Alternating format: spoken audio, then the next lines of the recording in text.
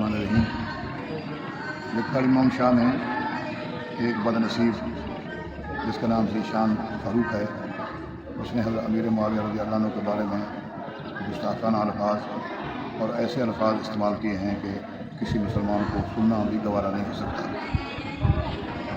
और फिर उसकी दिखाई ये है कि उसको फिर वो अहादीस से साबित करने की कोशिश कर रहा है।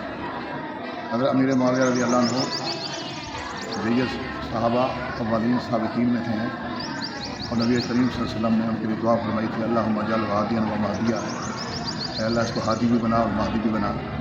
हुज़ूर से फरमाया कि मेरी उम्मत में हर उम्मत में एक मुदब्बिर सियासतदान होता है, मेरी उम्मत का मुदब्बिर सियासतदान मेरी मुआविया है। इसके अलावा वो बैरी बेड़े की बनाया वो खुशखबरी हुज़ूर से फरमाई।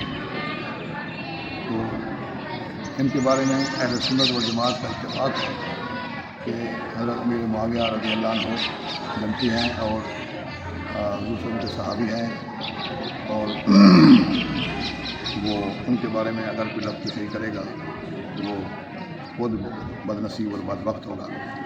इसमें एक बात ये आ रही है कि अब वो आदमी माफ़ी चाहता है।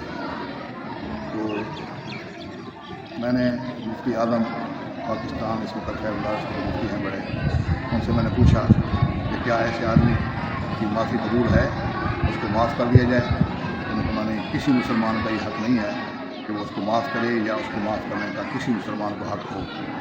ये तो हज़रत अमीर मुआविया रज़ियल्लाहु अन्हु से खुद माफ़ी तलब करने वाली बात है कि आखिरत में वो माफ़ करेंगे या नहीं करेंगे।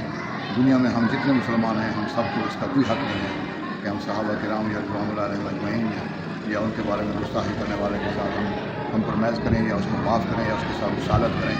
हम ये नहीं कर सकते। मुल्क पाकिस्तान में कानून बना हुआ है, सहाबा किराम की गुस्ताखी करने वाले के लिए आइन मौजूद है, उसके लिए सज़ा मौजूद है। हम आइन पाकिस्तान की तरफ रुजू करते हुए इस वक्त उसी कानूनी कार्रवाई कर रहे हैं जिसके लिए अब्दुल गनी साहब जो हैं अपने हमारे दीनी घराने के बच्चे हैं, इनने हिम्मत की है और उस पर एख्तियार कराई है। तो मैं समझता हूँ ये इनके ईमानी जज्बे का सबूत है और मैं समझता हूँ कि इनके लिए बख्शिश का ज़रिया बनेगा।